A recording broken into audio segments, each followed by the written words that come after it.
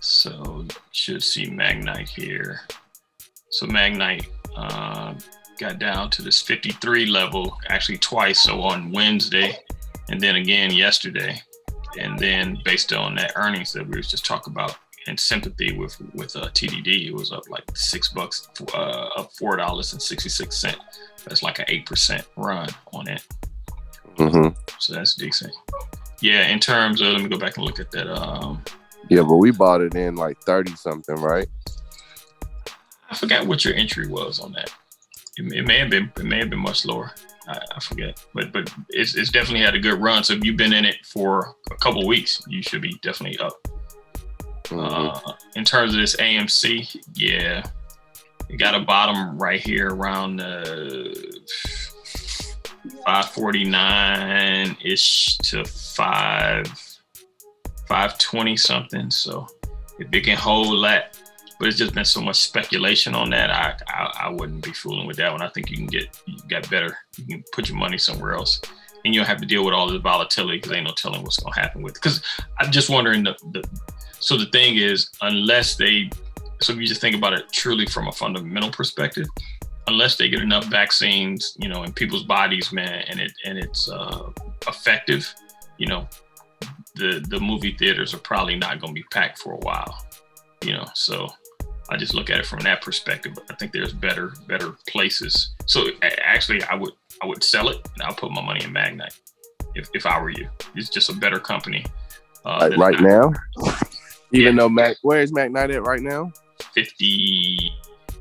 Let me see. 58. Yeah. At 58. And even if you say, okay, hey, I don't want a full Magnite, that's too much. I mean, it's so high already, Yeah, well, but a lot of times though, you just can't look at price in isolation. You often have to look at growth prospects, and so even though it may be a little higher, it still may have a better percentage return. So even if AMC just stayed in this $5 to $6 range, whereas Magnite may go up $20, the percentage on your money, because regardless of how many shares you get, it's still about percentage gain, right? So you can get, because so if you put 500 in and you make 10%, it's still $50. But let's say that 500 represented 1,000 stocks on a cheap stock, 10% is still 10%, so it's $50, right? Whereas if you bought a share of a more expensive stock, and it still went up 50% in terms of your total holdings, it's still $50, right? So mm-hmm. You have to look at which one has the better potential overall. But yeah, I just don't like the economics on the AMC. Now, if you're saying, okay, I'm not going to worry about the day-to-day fluctuations, and I'm gonna hold this, as a play on the pandemic, ending and people going back to the movie theater. Okay, you might have something there, but between now and then, you may have to stomach a lot of pain. Oh, so that's just my personal advice on that. But yeah. Let me see, Ken. What else? I know you said you picked up some Apple this week. Anything else you buy? No, I just waiting on a few other stocks and looking at those, but no, I didn't buy anything else other than Apple. Okay. So even looking at this Apple chart here, Apple got down to 127.40. I got a price here. Yeah. Go ahead. Yeah, I think that's where I got in. Yeah. So anywhere from 125 to 127, 128 is a decent entry. Actually, the what is this? I think the 80-day moving average is right at 126. So that's a good sign. So I think Apple is a good price here. Now I just don't know how long it's gonna take for it to kind of get back above that 130, 135 area. But down here should definitely be good value. If it cracks below that 125, now it could get dicey there. But if it holds at 125, it should be fine. Let's see. Anybody else got any other ideas, things that they're looking at?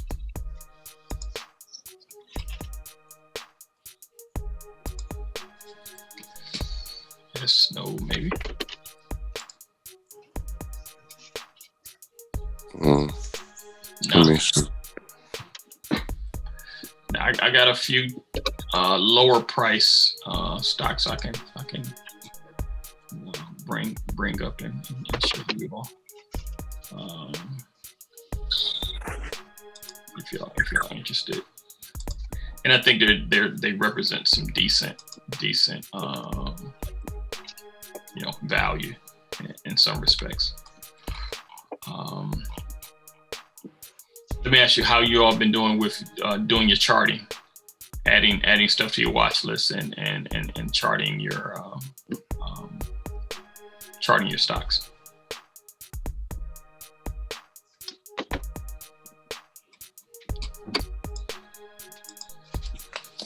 Yeah, pretty good. Good. Okay. Stop with Mike. So. Sharif, did you get a chance to look at those videos I sent?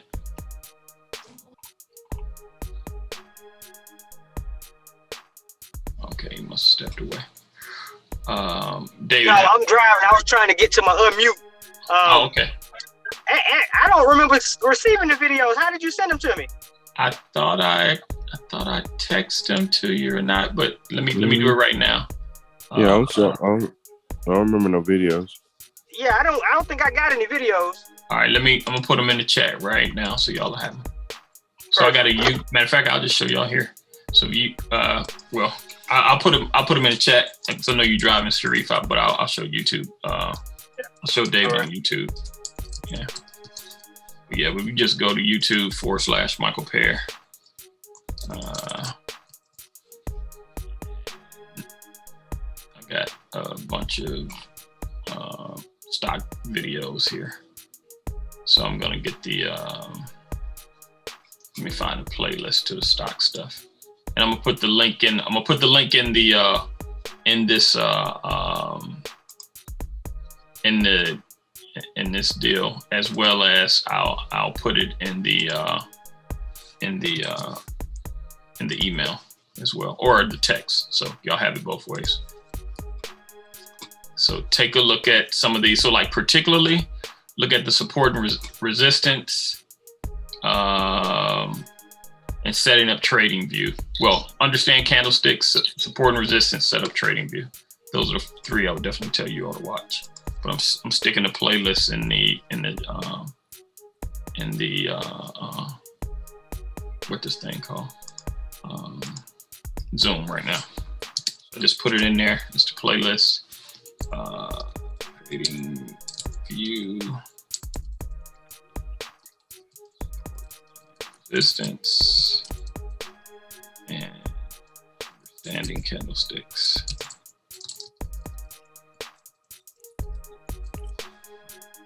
So y'all should have that, and I'm gonna text you all this as well, so y'all have it. RTX. I don't know. Raytheon Technology, is that the missile company? Mm-hmm. You know, I haven't. Because I got a homeboy that called it at like 50, 45. I mean, if I'm just looking at the chart here, I don't know if you're in front of the computer or not, Dave, but I'm just drawing up, just doing a support and resistance on it real quick. Yeah, I can see. Yeah. So just looking at the chart on that, I'm on a daily at 50. Yeah, I could see why. I can see why he called it at.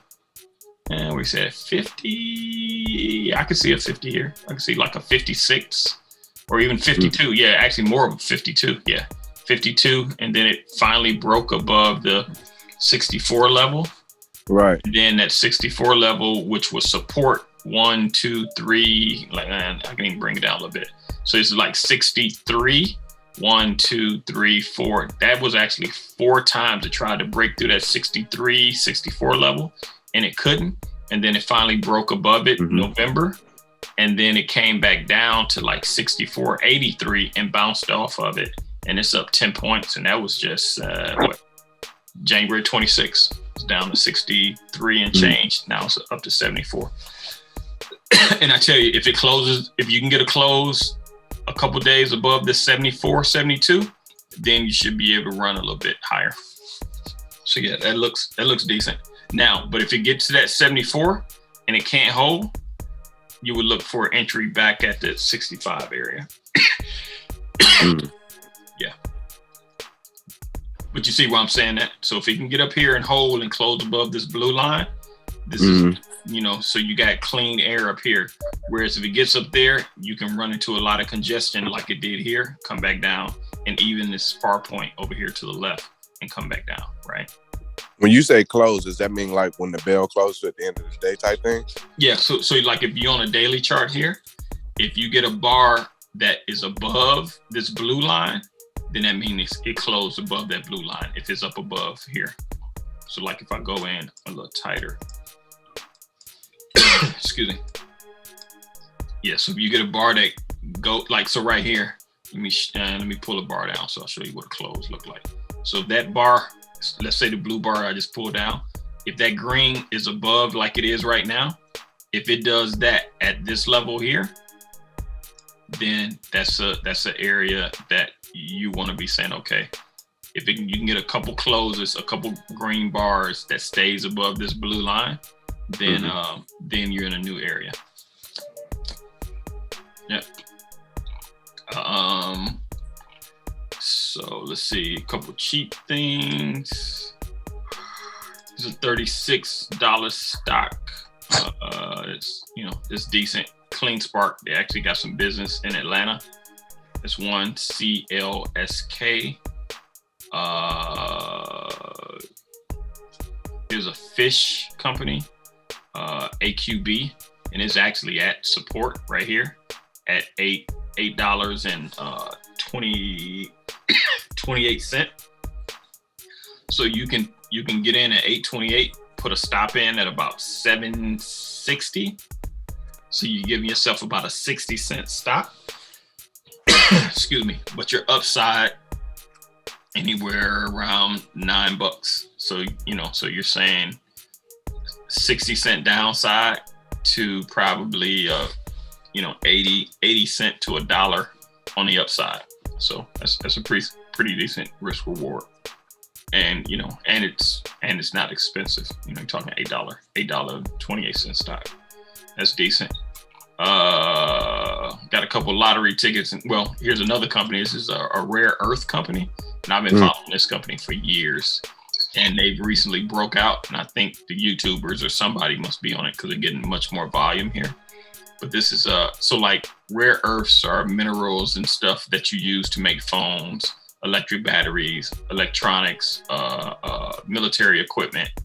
And so they have a mineral mine in Texas. And so they're trying to get this mine online. And right now, the majority of the rare earth minerals, they're about, 15 or 20 of them. The majority of them come out of China. And so it's like a national security risk, whereas this is a US-based company. And they think that they got some decent upside. But again, I've been following them for a long time. So I got a little bit of stock in here. But, $4.50 stock. Now, it's run a lot. So, buyer beware because it may pull back on you.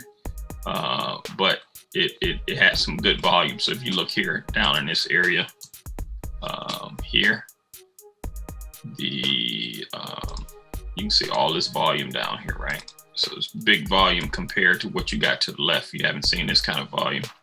I have to go back.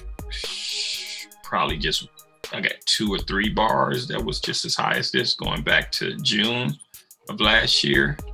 And I don't have any other volume on this chart that is comparable to what we've seen in the last 10 trading days. So that's a good sign. There's another little cheaper company, SRAX. Sierra Romeo Alpha X-Ray. It's basically a company that's in the business of doing providing technology for video conferencing, physical conferences, investor relations data for small cap companies that are looking to get their message out about what they're doing to the investor community. And so they've been doing pretty well. I think I started following this company in the 3s. So they've been on the run here lately. So that's probably the stuff under 10 that I could speak about. Hey, Mark. Yes, sir. I'm driving, so I can't really look at the charts that you're showing. Is it any way, like, I know you said you was recording this. Can you share that with me later on so I can go back and look at the charts and look at everything that you're sharing? Yeah. So what I typically do is after the recording, I'll put the recordings up on YouTube and add them to that link that I sent. So it's just a playlist, and so okay, I'll add it there, and then you'll get this lesson as well. Appreciate it. Yes, sir. Let me see what else. Any other ideas we can talk about stock wise?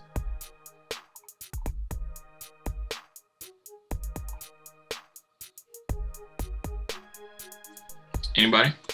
Bueller.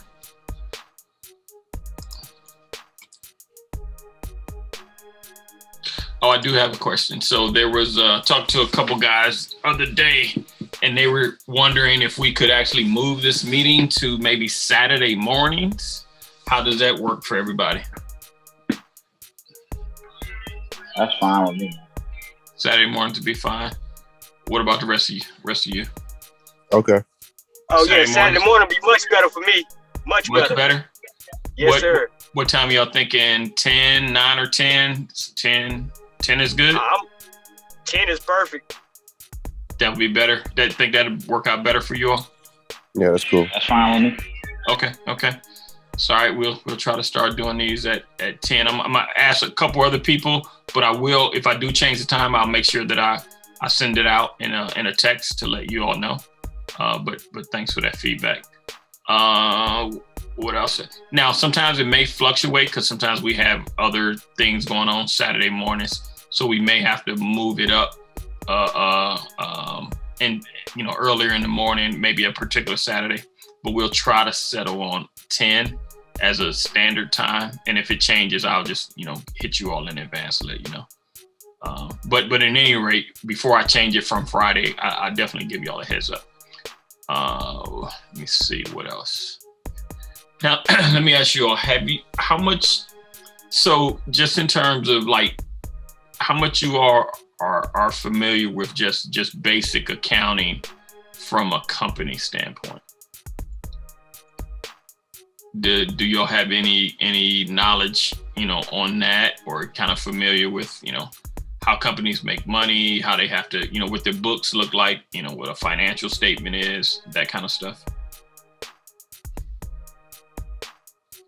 A little bit? I have limited knowledge of it. Okay. So there's a really good video, and I'm gonna find it. I'm gonna put it in the text as well. But there's this good video by this guy named Bill Ackman. He's a Wall Street guy, and he does some videos. So I'm trying to find it. Yeah, and I'm gonna put so it's called Everything You Wanted to Know About Finance and Investing in Under an Hour. And so I definitely would tell. I'm gonna put this link in the chat. I definitely tell you all to watch this because it goes through just the very basics of what it is for a business and how they record revenue, sales. And these are the hallmarks of what's necessary when you start talking about fundamental analysis. Whereas for us, what we've been focused on primarily is technical analysis. And technical analysis is really just looking at charts and trends and stuff like that. Whereas fundamental analysis really looks at the way that a company makes money in their business. So it looks at the reporting from that perspective. So this really is a good primer around that. So let me stick that in the chat as well. So I just put that in there. It's a YouTube deal. You'll see it in the chat. So that'll be helpful. And as we'll start talking a little bit about the fundamentals there. But any other stock related questions? Because I'm gonna pivot a bit if we don't have any anymore.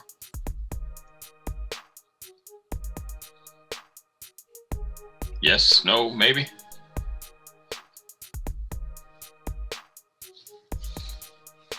Nothing for me. I'm straight. All right. So let's talk about crypto a little bit. All right. So if you haven't been living on the rock, crypto is going crazy the last few days. Well, shucks, since March. Yeah, I know, David. Crypto has just been going absolutely bonkers. So when I say crypto, I'm talking like, most people probably hear about Bitcoin. So think about Bitcoin being like McDonald's of the fast food restaurants. Bitcoin is that for digital currencies. Then Ethereum is like a Burger King or a Wendy's, and then the rest of the coins is just any other deal. And so as a result of that, Bitcoin, as in terms of cryptocurrencies, it's just been going crazy the last few. So if I just pull up a Bitcoin chart, and this is literally, let me see, this is, all right, so here, this is just oh my God. A month. Let me get back. So this is a 1 year. Okay, so here's a 1 year. So so let's just go to the fall. September 20th, Bitcoin was $10,920. Today, Bitcoin got up to $55,000. It's crazy. I can't even believe it. So it's been running, right? And so you like Bitcoin, $55,000. I ain't got no money for that. And so, but there are cheaper coins that you can get into. And so just digital currencies in general is just a way. So think about it, most of you guys in your 30s, you all remember when email first came out, right? And so email is built on a protocol. It's called SMTP, Simple Mail Transport Protocol.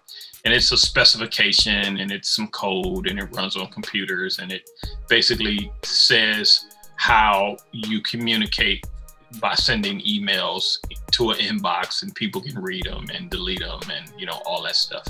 But it's a protocol to do it. Bitcoin is also a protocol, but since so think back, you all are young enough to know about like Napster and ripping CDs and stuff like that. And so when anytime you have something digital, most times there's a means of copying it, right? And there have been some technologies that have been put in place to try to stop you from copying things so you can't create a duplicate of something. So like, say, for instance, if you go out and get the latest, I don't know who's hot right now, the latest David L. album, right? And if somebody wanted to bootleg it, they may be able to create copies of it and cheat the creator, David, out of his hard-earned work and money. But with crypto, even though it's digital, they solved that copying problem. So there's no way to copy digital currency. So when I say digital currencies and crypto, they're synonymous one with another. There's no way to copy it. So they solved that copying problem. So just like if I handed Sharif $1, physically handed him $1, I don't have that dollar in my possession anymore, but he does. What cryptocurrency is done is take that same physical nature to be able to send money as easily as you can by sending email, right? and this is a huge technology advancement, that now you can send money all across the world, all across borders. So like where you have US dollars, and if you want to send it to someone in Japan, they're going to have to go through currency exchange in order to get it changed. But you can, send Bitcoin across borders, or any of these other tokens across borders without, any intervention. And it's peer-to-peer, just like, Napster was peer-to-peer, meaning peer being like it's 5 of us on a call, 4 of us on a call. If we had a peer-to-peer network, so if I wanted to send something to David, I don't have to go through Ken to send it to David. I can send it directly to David. And then if David wanted to send it to Sharif, he can send it directly to Sharif without sending it through me. And same way, whereas it's different. So so if you open up your wallet right now, you got a credit card or you got cash in there. Every transaction you make, the bank is in the middle of that transaction, either from issuing you that money or allowing you to swipe your card to pay for goods and services. The bank is in the middle of that transaction every time. Whereas in crypto, they're not per se. And so there's some protections and stuff around that. But the main thing is being able to send, just like you can send email that may have valuable information in it. Now you can literally send money as quick as you can. Well, not probably as quick. In some cases, it can take up to 10 minutes to transfer Bitcoin. But I could send $1 million from, here in Atlanta to somebody in Tokyo, and they can have that $1 million in within an hour, and it probably is going to cost me less than $20 to do so. And I can go look it up. So if somebody said they sent me something, I gave them my address, I can actually go and look it up to prove if they're lying or not, if they sent it. Because if they sent it, they'll say, hey, here's the confirmation number. And I can go look the confirmation number up on any one of these blockchain explorers and verify that the money is on its way. And so crypto been, a lot of people are getting into crypto, because of Bitcoin is going up. And so companies have money on their books. So say, for instance, let's say we're all a company, right? We're a trading company. And let's say we get a lot of customers, and let's say we made $100,000. Okay, after we paid all our bills, paid all our salaries, let's say we had $10,000 left over. And you know what? We say, we're going to keep this money in the company. So it's like on the company books as cash. And so you'll just hold cash, over time to pay bills and do other things. But some of these companies, they amass so much cash. And what one company did called MicroStrategy, they came out earlier in the year, and they said that they're going to move a portion of their cash reserves into Bitcoin. So they bought a bunch of Bitcoin at the $15,000 level. And then they just did a conference earlier this month where they were showing other companies and executives to be able to do the same, where they're putting portions of their cash reserves into Bitcoin. And so institutional money, corporate money is coming into the space. And so that's contributing to this run of what you're seeing in digital currencies. So that's kind of, high level overview what it is. If y'all want some more detail, I got some documents and some videos and stuff I can send y'all. Yeah. So Michael, question for you, Michael. So like when you're trading Bitcoin, what platforms do you use? Because like you don't use typical like Fidelity and E-Trade and Ameritrade. So how do you trade Bitcoin? I know my son was showing me like he can trade on the Cash App, but that's like a play thing. Like if you're really looking to get into it, what platform would you use to trade it? No, Cash App is for real. Even though Cash App may look like it's play, no, you're buying the same Bitcoin with Cash App as if you're going on Coinbase. Coinbase is probably the most well-known Bitcoin platform, but you can definitely buy. You can buy with Cash App. It's probably the easiest. And so what I would say is Coinbase is easy. If you already got Cash App, I wouldn't even go and open up something else. I'll just buy Bitcoin right there on Cash App. The only thing about Cash App doesn't have other cryptocurrencies on it. The only one it has is Bitcoin. Whereas if you want to trade in some of the other tokens, you'll have to use another platform. But if you all trade on Robinhood, Robinhood has cryptos on it. Not a big list, but a list nonetheless. I was trying to find. So I'm on Coinbase.com is what I'm showing you here. Coinbase, you can trade these cryptos here. So it's like, so go to prices. You can see these prices for Bitcoin, Ethereum, Litecoin, Chainlink, blah, blah, blah. And so the short answer is Coinbase is one exchange that you can trade on, Sharif, as well as another one is called, let's see, this one here is called Binance US. And I can send y'all links to both. So Coinbase.com and Binance US. And I got a couple referral codes. So disclaimer, if you click on one of those referral codes, I'll get a little commission on it. And you know, you can see those. So but yeah. So what I was gonna say is a refer. Yeah. So y'all can see these. So I'll put this in the chat for Binance and the one for, I have to find the link for, oh, I think I know my Coinbase one.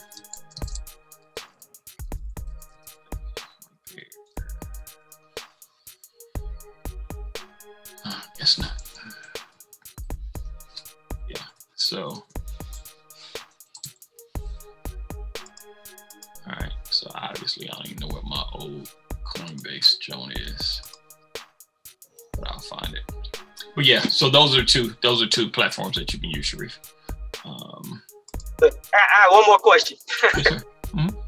Okay, so like when you're talking crypto, there's a stock called GBTC. That's actually a stock that follows Bitcoin. What do you think about that? If you don't want to fool with all of the nuance of learning crypto and go through all of that, and you just want to play with, you want to be able to get in the crypto. So it's a way to get in without going through and learning all of the ins and outs of setting up an account and stuff like that. However, what they do is they're going to charge you a premium. So let's say Bitcoin, so I'll just show you all. So Bitcoin, we just showed here that Bitcoin is trading at 56,000. So now let's go out. I'm gonna go out and look at GBTC. I know you can't see it, but I'm just talking through it, Sharif. So we'll go out to GTBC, as in Grayscale Bitcoin Trust. What they do is they're a company that trades at a fraction. So what they're going to do is, where this is 56.70 is what you can buy each one of these for. So it's like a tenth of what the actual Bitcoin is. However, they're going to charge you a premium such that you can just buy it in your stock account and you don't have to worry about all that Bitcoin stuff. And I think it prices once a day. I think it prices just once a day at the end of the day. And so you'll end up paying a little bit more for the convenience of just buying it and trading it like you do a stock, versus if you want to have better pricing on it, but you're willing to go through the rigmarole of getting another account and all of that, then you'll go to one of the other accounts. So for some people, it's just like, hey, I just want to be able to have the ability to play it without all of the crypto specific stuff. Then, you can come out here and buy it, but just know you may pay a little bit more for it. Got it. But a benefit though is like, hey, you don't have a lot of time. You don't want to have a separate account. You want to trade it just like you trade it, stocks. You can do it right alongside your stock stuff. So that's the trade-off. Yep. Did anybody get into Bitcoin when it was in the thousands? Like Yeah. I didn't have it directly. I had some indirectly, but yeah. But I've traded around it. Like, so this last run, I missed it because I was trading it and I was thinking it was going to pull back and it ran away from me. So I don't have as much as I wanted to have or could have had. But, you know, everybody got a Bitcoin story. So that's my, I mean, and when I say everybody got a Bitcoin story, everybody got a Bitcoin story. If you ever played with it, if you would have held on, you would have made goo gobs of money. And everybody has some variation of that story. Because it was, so my buddy that first told me about Bitcoin in 2013, he said when a guy told him about it, it was at a nickel. When he told me about it, the first time, I don't know how much it was. The second time, it was about $45. And by the time I was able to get it, I got one. I think I got my first one back in April. Let me see if I can find it actually.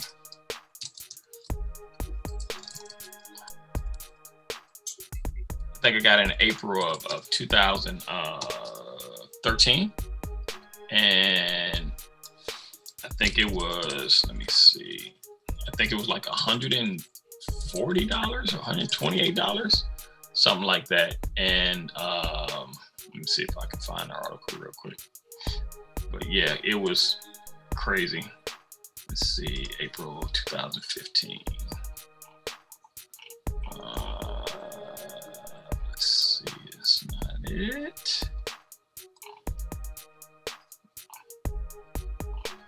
But yeah, just let me try May. Yep, here we go. So above my, it's funny. It's funny to go back in time and look at this, right? So say a month or so ago, so I'm just reading this article I wrote. So a month or so ago, a friend of mine told me that he was considering paying his members in Bitcoin. His site, bitcrumbs.com, pays his members through PayPal. I had never heard of Bitcoin before, and initially I didn't look into it. Later, we had another conversation about it, and this time I was a bit more intrigued. I Googled it and started to learn what it was all about. As a geek, I found the idea fascinating, and I downloaded the Bitcoin QT client. It took a few days to sync. During that time, I read a great deal of info on Bitcoin. After gaining a fair bit of knowledge on the topic, I decided to buy Bitcoin. I found a link on YouTube that described the process of obtaining a Bitcoin. The video spokesperson said that I needed to get a Dwolla account, then I needed to get a Mt. Gox account. Initially, it wasn't clear why I needed both, but I proceeded anyway. Now, the next 2 weeks was not fun, to say the least. After creating my Dwolla account, I had to link my bank account, then wait for the micropayments deposits to post to my account in order to verify the bank link. That took about 5 days. Simultaneously, I was setting up my Mt. Gox account. I had to go through this cumbersome process of getting verified, uploading personal identifiable information. Once I uploaded all the documentation, it still took more than a week for Mt. Gox support to finally verify the account. And then I say, oops, I failed to mention that one Bitcoin was trading at about $47 at the time I started the entire process. Once my Mt. Gox account was established, I couldn't figure out how to fund it. It turns out that you must send funds from Dwolla to this Montum Siglium LLC, is some United States intermediary for Mt. Gox. Somehow I sent funds to the Mount Cilium phone number as opposed to identifier code. That took another 3 days to resolve. Once that was straightened out, I was finally able to place an order to buy one Bitcoin at $135 USD.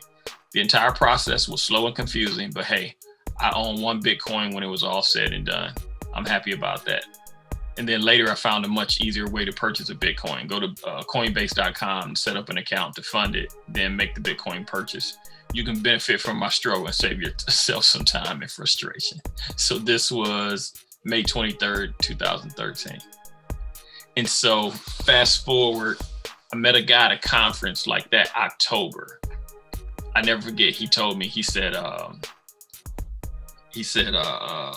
it was at October or another conference that fall.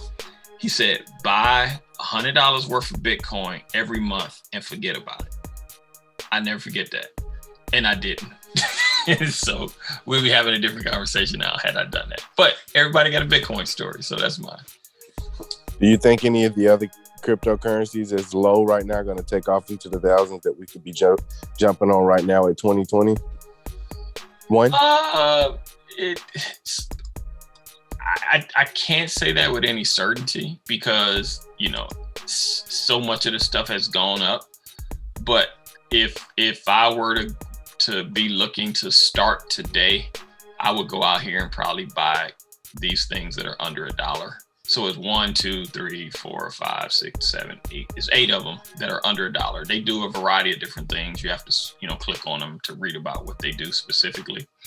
But just so the thesis is they're on Coinbase. Coinbase is a reputable site because there's a lot of, you know, shenanigans in crypto. So stick with Coinbase or stick with Binance US. These are reputable sites, and you know they don't mess around with your stuff. So that being the first thing. Second thing is, you know, when people look at the top of this list and they see that Bitcoin is 56,000, Yearn is 44, Maker is 2,500, Ethereum is 1,900. It's like, man, I don't have enough money to buy one.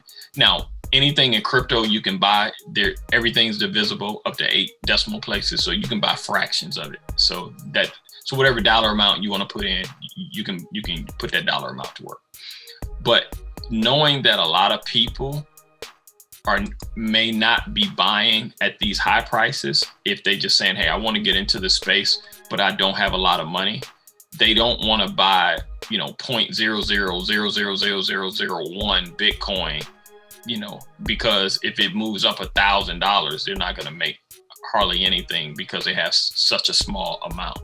Versus if they go through and they look at some of these smaller coins where you can take, say, $100, and, you know, so if you had $100 of these 32-cent coins right now, you know, that'll give you 312, right? So if that thing just went up, say it went from 32 cent to 40 cent, that's 8. So you're talking probably a 22% return, right? So you say 8 over 32. See if my math is close.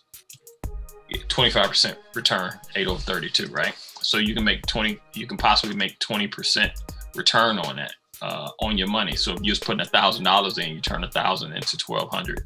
Whereas if Bitcoin, in order for Bitcoin you to make $1,000 on Bitcoin at its price now, you know, and all you had was $1,000 to put in it. I mean, $200. If you had $1,000 to put in it and you're trying to make $200, Bitcoin has to go up, you know, thousands and thousands of dollars just for you to turn that into, you know, equivalent of $200 profit. So having said that, I would look at these smaller coins on Coinbase. If you go on Coinbase to do it, if you go to Binance US, again, both of those are decent. Both of these are good good Bitcoin sites or cryptocurrency sites to buy from. So if I go to either one of these, you know, to do so, let's see.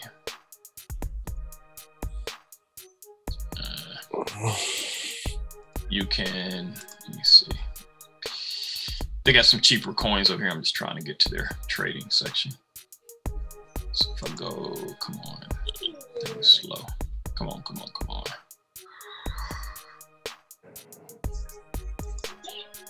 Yeah, all right, here we go. So if I just sort this by last price, so you got some cheap stuff over here as well. So even in some of this cheap stuff, even though it's cheap doesn't mean it can't go down. So this is one of the cheapest ones on there, but it's down 8%. Where here's one of the next cheaper ones, it's up 14%. So, but again, you can get more bang for your buck at the lower price of these right now than you can. Because now, here's the thing. If you say that, well, Mike, man, you know, some people are saying Bitcoin can go to go to 100,000. Some people think that Bitcoin is going to reverse and go back down to 25,000. Which one has happened first? I have no idea. And so I couldn't in good conscience tell you to start buying Bitcoin at this price. Now, if you're just saying, I'm gonna buy Bitcoin, the best way I tell you to do it is say, okay, basically put a small amount of money aside every month and buy Bitcoin, set up what they call recurring processes. and you just basically set up and you buy Bitcoin every month, every week, or whatever, and just buy a little bit of it with some throwaway money.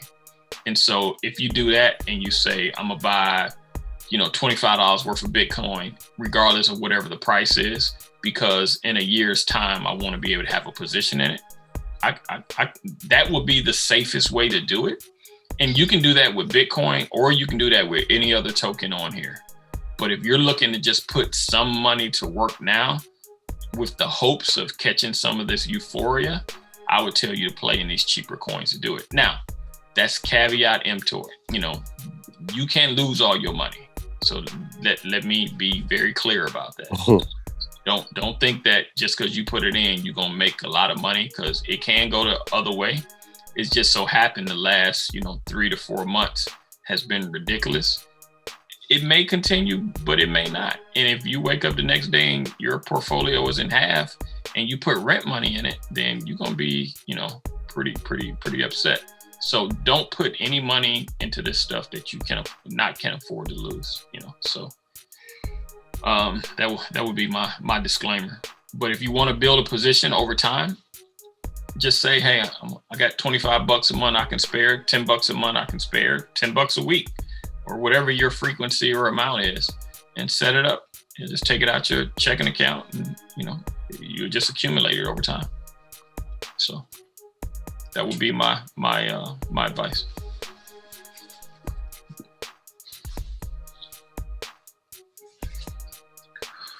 And I've told some people about this stuff way back when. And some got in, some made some money, others didn't, and I'm one of the didn't. I wasn't gonna call no names. Hey, I own on to it. If I would have listened back in 2014, I would have been retired at 20 something. But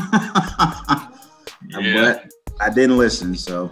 Yeah, so I know a guy, he had 20 Bitcoins. He tells that story. I'll show you the one I had. But and it's okay just to talk about, but that's all it is. Cause I don't think in terms of, if I would have had this amount, I'd have held on to it and da-da-da-da. So I used to mine this coin right here, Litecoin. So I mined a good bit of it, and I could have had a decent amount, but I had to buy the miner. The miner was expensive. So what I did was using the proceeds that the miner was creating for me to pay the loan back. But if I'd have paid the loan back, with other sources and just held on to the tokens, if I would have made a good little piece of change, but I didn't. So it's another one of my stories, but it happens, so my thing is, all you can do is, with the information that you have today, with what's presented, you do some research, you make a decision, and you try to move forward with the best you can based on that decision. And it may turn out well for you, and it may not. But, and that's all you can do. Don't beat yourself up over you missed an opportunity. The best thing you can do about a missed opportunity is say, hey, I missed it before. Now I'm given an opportunity again that reminds me of that missed opportunity. What do I need to do based on that prior experience to ensure that I don't miss it again? But don't gamble on it either, because you could be wrong. So if you want to give yourself a shot in it, then put a little bit in it. And if it comes true, then you've learned from that previous thing that you missed before. And if you miss it a second time, then maybe you catch it a third time, So, but I can talk crypto probably just as much as I can stocks. So if y'all got any questions, any more information about it, we can talk about it.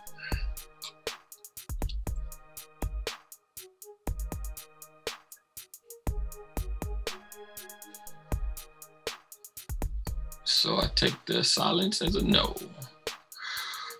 So that's all I got for the day, guys.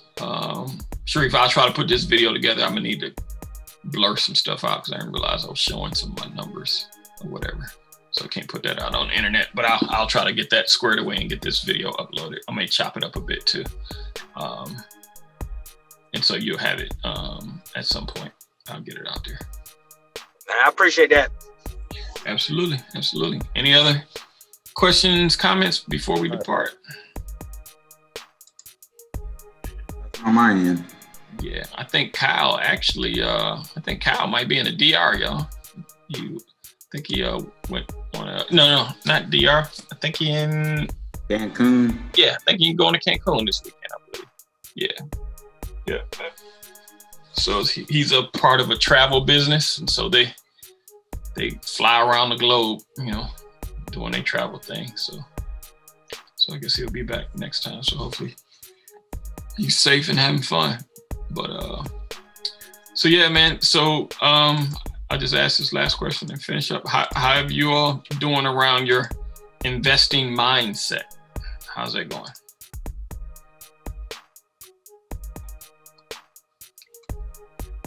For me, everything is going great. I'm learning more and more. I'm getting more comfortable in, making decisions and understanding why the decisions I'm making I should make or not make. So just growing in my knowledge of of what's going on. Okay, good.